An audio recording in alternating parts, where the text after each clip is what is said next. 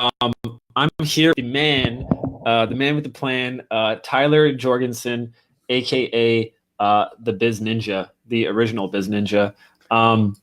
Super excited to dive in here, and because Tyler has a unique situation that I don't think like most people don't have. Like he came from the radio world back when radio was more popular. I'm assuming, right? When you started, was radio more popular? Big time. Yeah, there was only a couple of people doing podcasts, and it was really early back when people were making the switch even to satellite radio. Like that was still big news. Yeah, XM radio. Is that even like popular now, satellite radio? I know some people like it's pre-installed in their car, et cetera, and they listen to it, but I think there's still a couple of big guys like Howard Stern and a couple of those. There's a couple of big players. But I think in general, it's kind of like what YouTube has done. My kids don't watch TV. They watch YouTube, right? And that's everyone being able to create their own channel and broadcast themselves. And that's what podcasting has done. Likewise. Yeah, it's actually funny. Like I actually got into podcasting from YouTube. Because Joe Rogan. Like, okay. Yeah, everyone knows Joe Rogan. Like he's been crushing it since day one. With this podcast, like a couple thousand episodes now. But so I want people to know if they don't know who you are, because this is going to be for my podcast as well. Quick rundown. Why are you awesome? And what do you do? Yeah, I sell stuff. I talk about selling stuff, and I help other people sell stuff. And so, I've been an entrepreneur since I was 5 years old, coming up with creative ways to make money. And because I never got an allowance. And so my parents were awesome and amazing and super supportive and always helped me make money. But there was never just like, hey, here's $20 a month to go get candy. And that's what all my friends got. So I think I was born an entrepreneur, but then, the atmosphere, pushed me that way. And so what I do is I do e-commerce and either for my own brands or help other people in theirs to grow and scale their businesses. Gotcha. What's up, Amanda? A couple of my favorite people. What's up? If you guys have any questions for Tyler, drop them below. Give us a #live. So I think it's impressive that you're so attractive with gray in your beard and a dad bod. Can you kind of, what are the secrets? I mean, that's what everybody wants to know, man. How do you do it? Okay, so how do you get a dad bod and have a gray beard? That's amazing. I think I even gave you that question, and it still hurt my feelings when you asked it. Hey, man, you wanted me to ask it. So I owned 5 CrossFit gyms at one point, and was a partner in a company that grew that business. But for the past couple of years, I just haven't been to the gym as much. So I'm still in better shape than most guys my age, but not, don't have the 6-pack I had a couple of years back. But man, I'll tell you what, life is about finding balance. And some days, some periods of life, the pendulum swings. And right now the focus is on growing my community and my business and not getting too out of shape. And then the pendulum will swing back a little bit. Gotcha. Jeff says, dang, you went dad bod. Know, right? Peter's here. Hey, he told me to ask you. I was like, what do you want me to ask? And he threw it down. Thought you would have something insightful to say there. So you have a situation that's pretty unique that most people don't have. You started in the radio world, and you actually had a partnership with ABC Radio, which you still have, which is cool. So if you guys get interviewed on Tyler's podcast, you could say, hey, I was on the ABC Radio podcast. How did that how did that spring into place? Yeah. So I was running a supplement company at the time, and I was contacting local radio stations for long form advertising remnant. I wanted to buy like, hey, if you've got dead time, I'll run ads on it. And I happened to get the CEO of a local NBC affiliate, and we started talking. He's like, hey, I need you to come into the station. Like, come and explain to me what you're doing. So he wasn't too far away. So I went out and met with him, and there was another guy running a live show. I mean, again, that's the difference between radio is it's live. And so he threw me in after a commercial break and was like, go talk to that guy. And he interviewed me a little bit and then like a week later, all of a sudden I was doing my own show. And I don't even remember exactly how it happened, but all I remembered is that the CEO of this local NBC affiliate loved my entrepreneurial story and was like, you need to be sharing this. And so like a week later, I had an hour-long live radio show on NBC and had to fill up an hour. So I created, just through kind of iterations over a few weeks, I found, okay, if I do a 10-minute intro and then a commercial break, and then a 15-minute interview, commercial break, 15-minute interview, commercial break, and then like a 10-minute wrap up, that'll roughly fill up the show. And I ended up having people like Tim Ferris and a ton of amazing entrepreneurs on, because they were willing to come on NBC News and talk about whatever it is they were pushing. And, a bunch of the early people from Shark Tank came on the show, a ton of best-selling authors. And I took a small hiatus from the show. And when I decided to go back, I contacted a few other stations. And so now I'm on an ABC News affiliate. And yeah, so it's pretty cool when people come on my show. They are actually on ABC News. It does broadcast over the terrestrial radio, and then it goes on podcast after that. Yeah, I love that terrestrial radio. I think it was probably because he heard your voice, man. It's just pretty it's orgasmic to the ears, Yeah, man, I do have a face for radio. Oh, a face for radio? Okay. So what was your biggest struggle when you got into radio, and how did you overcome it? Or just in general, just interviewing people and because live is a whole different animal. Yeah, live was nuts. So I found I needed a couple of things to happen. One, I couldn't talk for an hour, so I had to move to an interview format in order, and it was a lot more fun for me to do that. And producing a weekly live show that was that long required a couple of things. One, I needed to have guests that were interesting, so that we could have a cool conversation. And I needed to do a little bit of research about them. I needed to know what are the general questions I'm going to ask. And then I really always needed to have a plan B, because there were some guests that I could not get 20 minutes of insightful conversation from. And I would just cut them. I'd be like, all right, thank you so much for coming on the show. And we'd go to commercial, and then I would either have an extra guest call in. I'd be texting someone, call the radio station right now. Or I'd call out to the radio, hey, call in at this number and ask us your questions. So always having that. And then sometimes people wouldn't show up. And when it's live, you don't get to just reschedule. So always having a bit of a plan B. That's a luxury, I wish I could do that. I've had one or two interviews where I'm like, man, after a few questions, I'm like, what would you say makes a bad interviewer? Or what makes them bad? For me, it's when they are very short on their answers. They had just very short and they just stop talking immediately, Yeah, I don't mind brevity as long as when a follow-up question gets them to go down into a greater detail. Gotcha. Sometimes the answers are short. Hey, what was your favorite part? Oh, my favorite part was this. Cool. Tell me more about it. Right. And I think it's just the chemistry of it all. But sometimes there's just some interviewees who either they're not staying on topic, or you're trying to lead a discussion around a certain angle that's just not happening. I don't know. And sometimes it's just, we had Matthew Lesko, the question mark guy, who he's on late night infomercials, and he's always wearing question marks all over his suit. And it was live radio, and he kept swearing. And so we have a 2-second delay to try to mute him and do our, stop the nipple slip. And then he got a couple through, and my producer was throwing stuff behind the sound booth. And so, sometimes it was just I had to kind of cut that one a little shorter than I wanted to, because we were going to get fined, Yeah. How much do they fine you for that? I don't know. It wasn't my part of the issue. Yeah, it's not cheap, and it's not every time they have to catch it. It has to get turned in. But he was very stressed. Gotcha. What have been your best practices you've gotten away from? How many people have you interviewed, would you say? Yeah, I think it's a little over 300 at this point, if not more. And I actually need to update the list and see where we're at. The biggest thing for me is it's nice because I have a major network banner behind me. I can put out requests for media, and I get flooded with people that are relevant. So what I used the podcast for in my first year was, and it was really just radio at that time. It went on podcast, and I didn't realize people around the world were listening. We can talk about more of that in a second. But what was fascinating to me was I could put out a press release, and I could get all these things. So I would use the show as a way for me to fill in the gaps of my learning.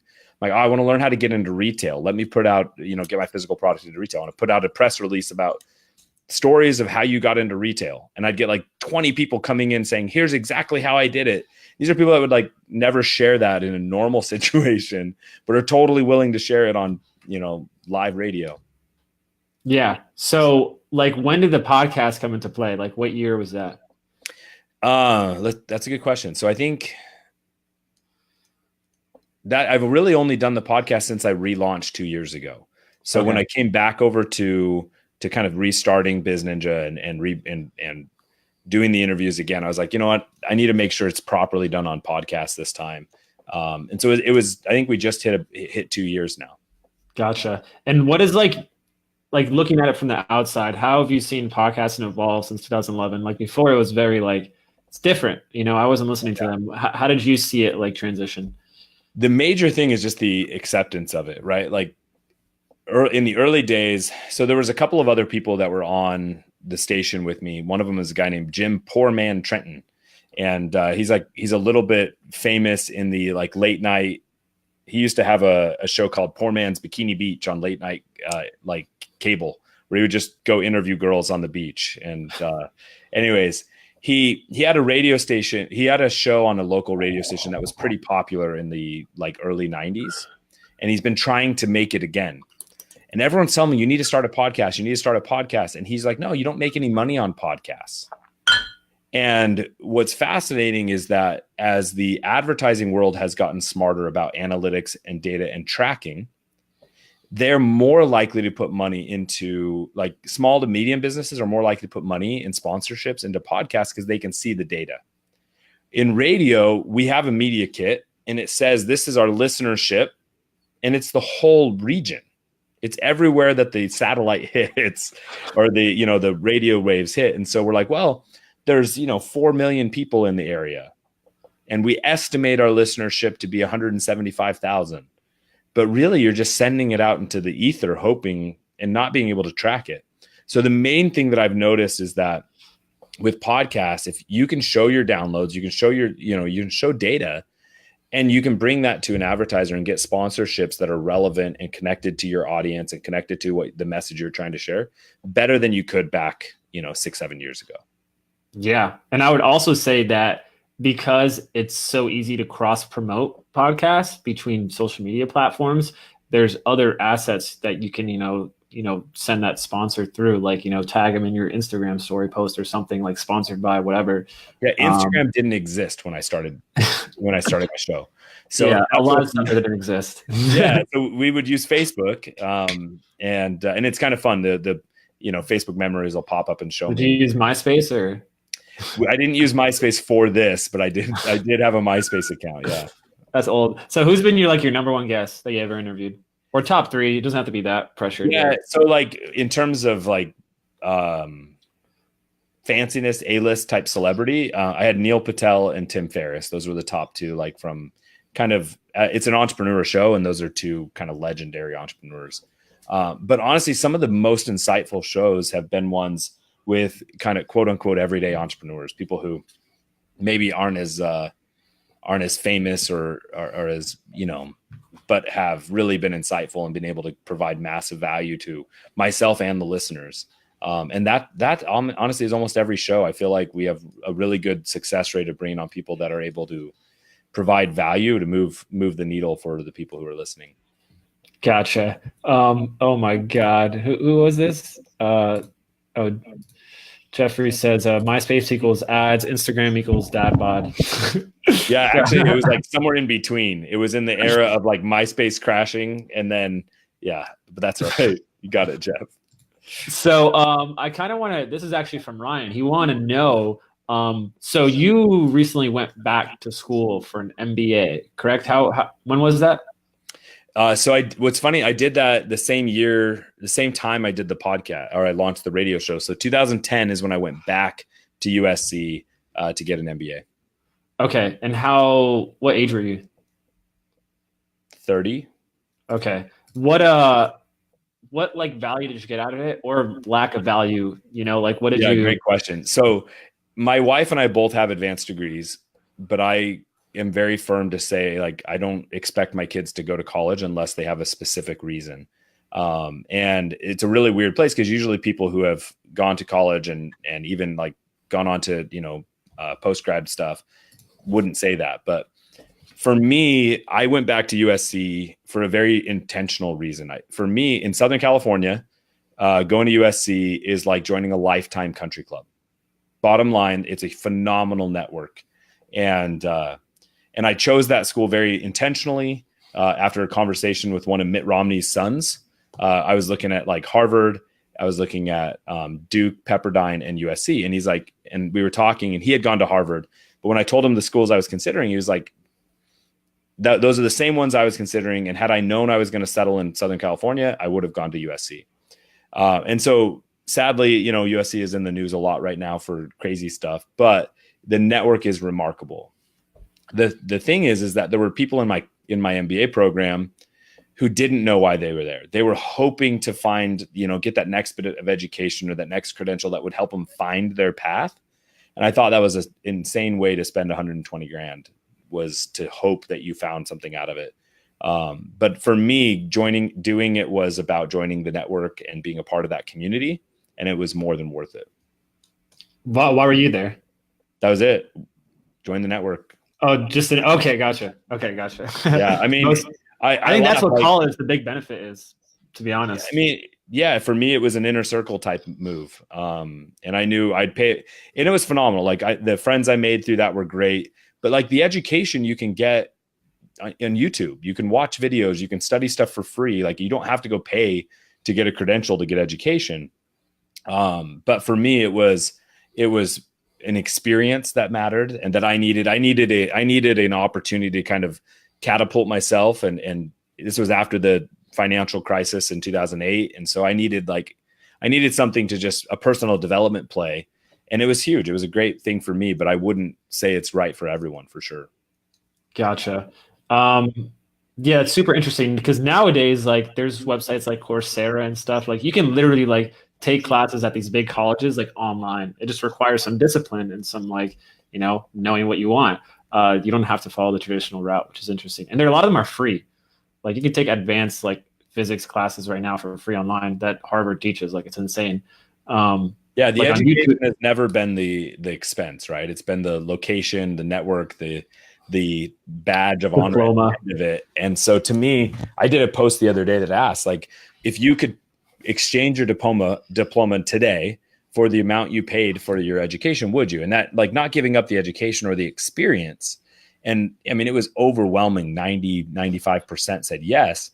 And I think, and some of them are like, well, it helped me get my first job, or it helped me do this. And I'm like, okay, so has the value of that diploma depreciated, or has the marketplace changed? Right. And I think it's a combination of both.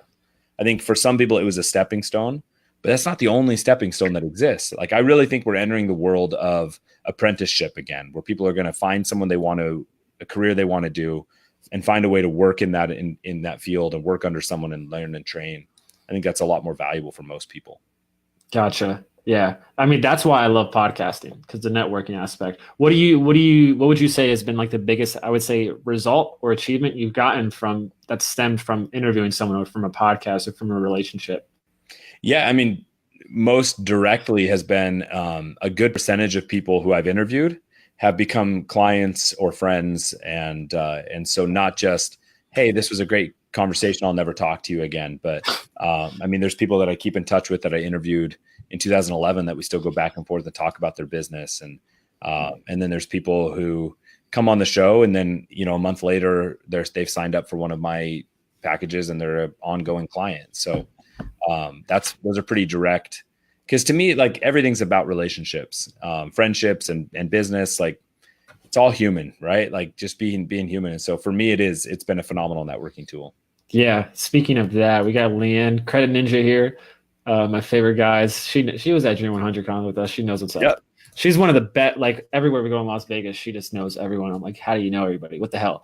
Let's talk. And she tells you all of their credit scores. Yeah, she knows my credit score, so I have to be on her good side. Yeah. Let's talk about a little bit for Bizninja Radio. So, like, what is like your vision with this radio? Like, what do you want people to get out of like listening to your show and the people you interview, et cetera? So my main goal for the show is that whenever someone listens, the radio show's 28 minutes, and then we're going to start doing more like just 5 to 10 minute versions of me talking. And I tested that out a little bit and really liked it. And my goal is that if someone listens, that they have at least one actionable thing they can do in their business or their life that day. I don't ever want it to just be a pontification or a fun conversation that doesn't give them something to do. My focus is business and really the intersection of business and lifestyle, so if there's not something that they can't take from that episode and apply into their life, then I've failed that episode. Right. So my goal is that they know that if they're going to invest 10 to 30 minutes to listen to the show, that they're going to have something that can really help their business immediately. Gotcha. Leanne says the Ninja Show. Yeah. You should get Leanne on there. Talk about credit. It's going to happen. Fun. Yeah. So like for what kind of people exactly are you trying to like help take action? Just like starting entrepreneurs, people in certain industries, or? Yeah. So my client base is mostly people who are not starting entrepreneurs. They're people who are already running a business, but maybe they're stuck in the solopreneurship trap, or maybe they're stuck in the self-employed trap where they haven't been able to actually move themselves from being self-employed into business owner. And so those are the people I try to serve through my company and through my agency. On the radio, a lot of it is getting to the first step, the step of belief, the step of being able to start your first business, and the step of being able to get it from kind of ideation to launch.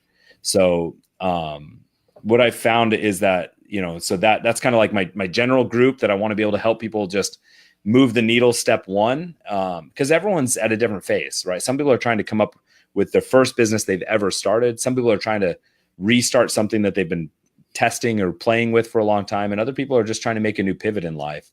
But what I found is the entrepreneurial journey is really similar, no matter if we're talking to a Tim Ferris who's doing major launches or to a Tyler Jorgensen who's doing $100,000 launches, right? Like in the end, it's the same concept, the same battles, the same turmoil internally of self-doubt and those kind of things happen at every level.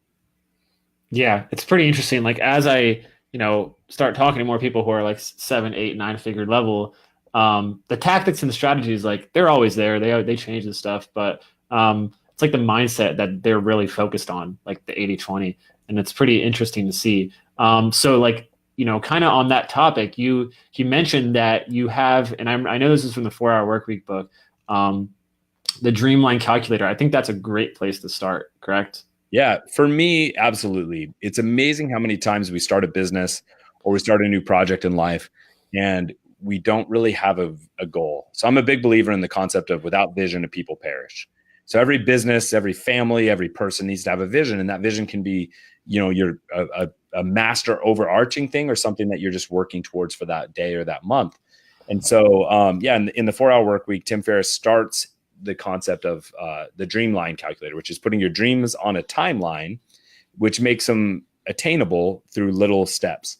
So I created a spreadsheet that's like a Google Drive that you can download and you can edit, called the Dreamline Calculator, where you can go in and basically say, okay, what are my goals? What are the things I want to be? What are the things I want to have? And what do I want to become? And then you put dollars to those things and a timeline to those things. And it tells you what is your target daily income, your monthly income, and what do you have to earn to achieve that?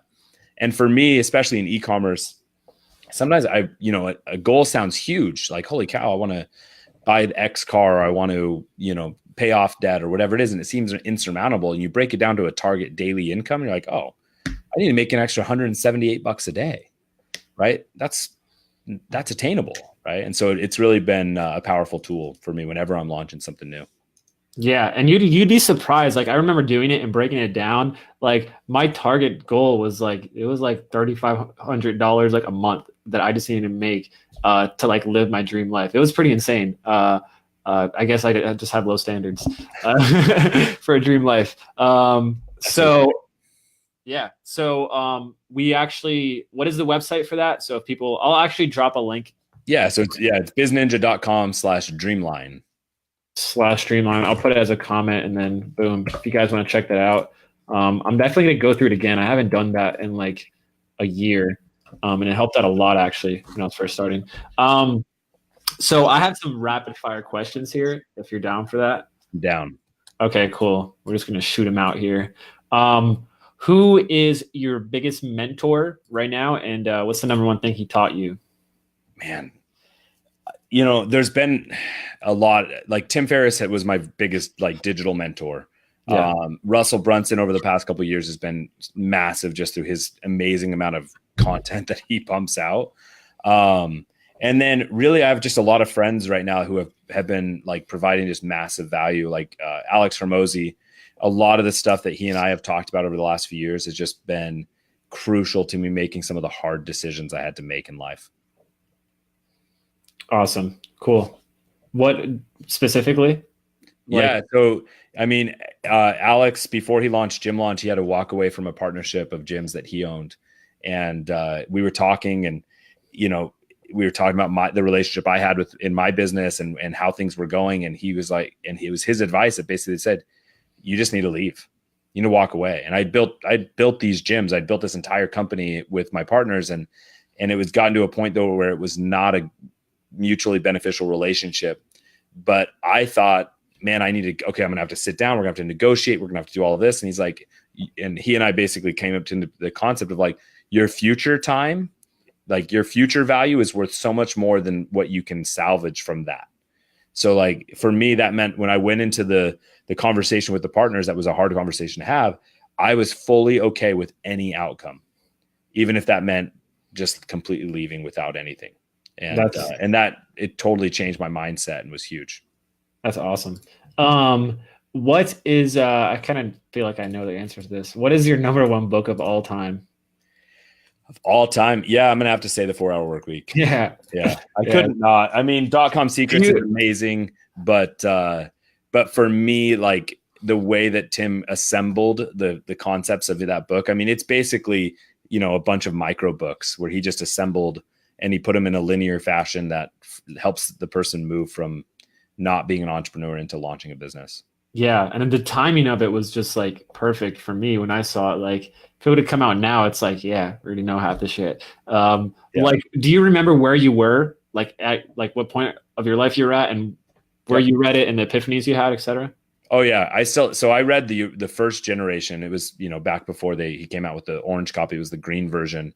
Yeah. A friend of mine named Dale who I grew up with, this is back when we were using blogs before and Facebook was still really new, right? So he wrote on his blog this one story about, the book. And so I ordered it that day, but Amazon wasn't quick then, right? You didn't get everything in a day. It took like a week or so to get there. By the time it got there, I'd kind of forgotten the frame of mind I was in when I ordered it. So it just sat on the counter and got stacked on the pile of books I wanted to read. And then he posted another thing, a couple months later, talking about building pipelines and about building revenue streams and about how it's helping him live his dream life. And he has a picture of him like laying in a hammock, dog ears on the book and all this stuff. And I'm like, oh wait, that's what this book's about? Like is business and living your life. I just thought it was about not working as much, And so I picked it up that day and I read it all straight through. And I mean, there's notes in the margin, there's things dog-eared. And I did the homework instructions, everyone except for like trying to get someone's phone number because I was married. But, and I mean, I did the work in the book. And I remember, I launched my first info product because of that was profitable, but not wildly successful. And the next thing I launched was a supplement company that ended up doing, millions of dollars. And I sold it last year. And I did that for 10 years from that following chapters 9 through 11 in the 4 Hour Workweek. What kind of supplement was it? Weight loss. Oh, cool. I'm sure it was a pretty nice exit, right? No, it wasn't. But the cash flow at the peak was great. Yeah. Gotcha. Cool. Now I feel like you should have a book, first of all, before I get into the next question. But I don't know if that's in the works for you, but yeah. Yeah, I got like 3 that I got to finish up here. Oh, you should just combine them and just make an encyclopedia. Yeah. So last question here. What are you currently like, I would say obsessed with or just like interested in, like that takes your attention to curiosity? It doesn't have to be business. It could be anything. Dude, good question. So it's funny. I was talking recently and someone asked me like, what are your hobbies? And I'm like, man, honestly, my hobbies are my family and entrepreneurship. and that's it. Like I don't baseball. I see like baseball. Yeah, I go, which is my family. Like my kids are my daughters are both play soccer. My sons both play baseball. And so that's what I obsess with. Like, how do I film and document that for them and make sure that they get looked at for the college recruiters, if that's what the path they want to do. So a lot of the concepts that we've learned in business of, visibility and documenting your story and sharing and promoting, I'm basically learning how to do that in the, competitive soccer world, to try to help my daughter get the right opportunities into college or wherever she wants to go. So that's the big outside of business play right now, is learning the college recruiting game and all that sort of thing. Cool. Sounds like fun. So if people want to follow you, obviously you got your podcast, Bizninja Radio. You guys can listen to that. You have some awesome guests on there. A lot of awesome ones coming up. People want to follow you. What's the best places? Yeah, Instagram. Just find me there at Bizninja. And and then bizninja.com. Yeah, shoot him a DM so he knows you're real. All right, guys. Thanks so much for tuning in. If you're on the replay, give me #replay, and we'll catch you next time. Peace out.